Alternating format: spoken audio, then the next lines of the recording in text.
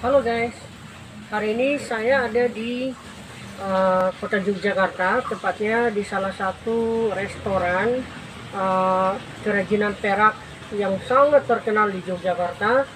Ini menjadi tempat yang sangat bersejarah karena menjadi salah satu lokasi industri perak yang sangat terkenal di kota Yogyakarta.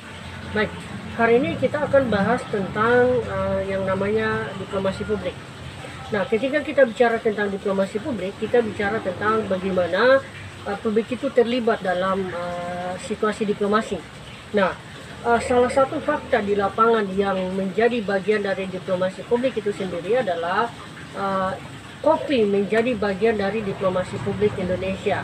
Nah, menurut data dari Kementerian Luar Negeri bahwa diplomasi publik Indonesia terkait dengan kopi itu cukup signifikan dan sangat strategis. Kenapa kemudian kopi menjadi bagian dari diplomasi publik? Karena kopi menjadi bagian dari cita rasa. Ada yang mengatakan seperti ini bahwa rasa itu tidak pernah bohong. Kemudian hitam boleh saja hitam, tetapi tidak selalu kotor. Boleh saja pahit, tetapi tidak selalu menyedihkan, seperti itu. Jadi itulah filosofi kopi dalam film filosofi kopi. Nah, kopi selalu memberikan cita rasa, kopi selalu memberikan representasi kemauan, representasi cinta, bahkan kopi itu akan menimbulkan sebuah imajinasi. Bahkan banyak orang menceritakan kopi ini sebagai bagian dari kehidupan mereka untuk menciptakan semacam kreativitas yang mereka inginkan. Nah, terkait diplomasi kopi Indonesia di beberapa level, Indonesia adalah negara yang menjadikan kopi sebagai industri padat karya yang cukup memberikan sumbangsi signifikan terhadap ekonomi Indonesia. Nah, kenapa ini penting? Karena ternyata Asia itu menyumbang konsumen kopi terbesar di dunia, yaitu terkecuali Jepang. Datanya sekitar 5,5%, 5,5% terkecuali Jepang, kemudian Amerika Latin dan beberapa negara lain. Nah, ini data tahun 2018. Nah, kemudian dari sisi ekspor, Indonesia juga memiliki banyak sumbangsi, di mana lebih dari juta miliaran, kemudian Indonesia bisa mendapatkan konsumsi kopi ini sebagai sebuah devisa negara. Bahkan produksi kopi Indonesia itu yang terbesar di dunia, salah satunya adalah Indonesia dengan 10 juta ton kopi per tahun. Ini data tahun 2018. Bahkan Indonesia ada di posisi keempat setelah Brazil, kemudian Vietnam, kemudian Ekuador, baru Indonesia.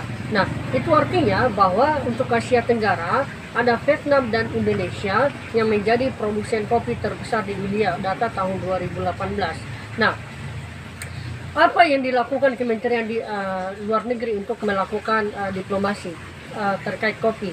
Nah, apa yang dilakukan oleh Kementerian Luar Negeri adalah melakukan pameran di berbagai level, terutama memperkenalkan kopi Indonesia. Nah, kita tahu di setiap daerah itu memiliki kopi, ada kopi Toraja, ada kopi Bali, ada kopi Kalimantan, ada kopi Makassar, dan seterusnya. Ini menjadi cita rasa tersendiri yang disesuaikan dengan karakter suatu daerah. Itu artinya bahwa tidak selalu bicara tentang seni juga. Ternyata hasil produksi pangan perkebunan itu cukup memberi sumbangsi signifikan terhadap pendapatan nasional. Nah, di sisi lain juga bahwa ada namanya International Coffee Organization atau ISO. Nah, ini menjadi bagian mitra dan bisa menjadi bagian dari diplomasi kopi Indonesia di level multilateral. Kenapa ini penting?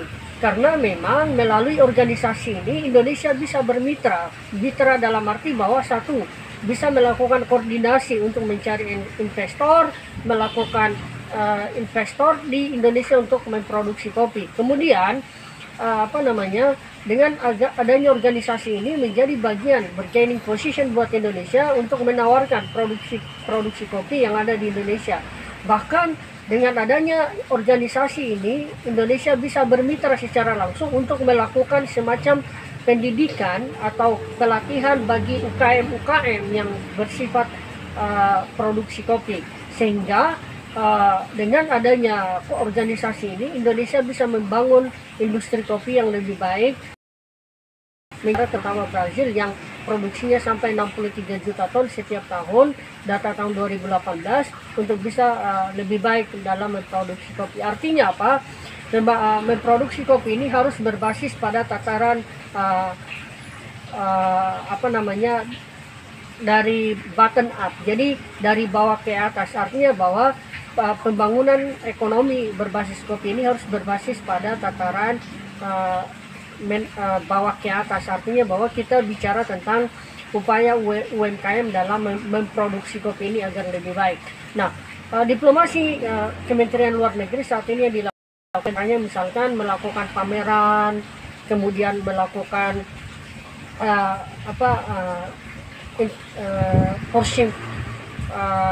forcing trade, kemudian ada koordinasi, kemudian melakukan diplomasi. Nah, inilah yang kemudian yang penting bagi Indonesia, karena kopi itu adalah sebuah cita rasa, kopi itu merepresentasikan rasa, bahkan kopi itu adalah sebuah ungkapan cinta. Jadi dengan kopi Anda bisa merasakan bagaimana nikmatnya sebuah hasil karya manusia melalui racikan-racikan kopi itu. Ternyata kopi itu bisa sebuah instrumen diplomasi yang saat ini juga menjadi salah satu industri strategis bagi Indonesia untuk menghasilkan devisa negara. Impor Indonesia di kopi ada sekitar 155 miliar US dollar, tetapi untuk pendapatan Indonesia devisanya bisa mencapai 200 USD miliar dolar. Itu artinya bahwa pendapatan Indonesia untuk penghasilan dari segi kopi cukup signifikan dan membawa pendapatan yang cukup baik untuk ekonomi kerakyatan, seperti itu. Nah, adapun bagaimana kita bisa membangun kopi ini lebih baik, perlu koordinasi, ini butuh promosi, dan ini butuh diplomasi. Nah, demikian beberapa hal tentang diplomasi kopi. Kita bisa diskusikan lebih lanjut terkait materi-materi tentang pentingnya kopi sebagai sebuah instrumen diplomasi. Ciao.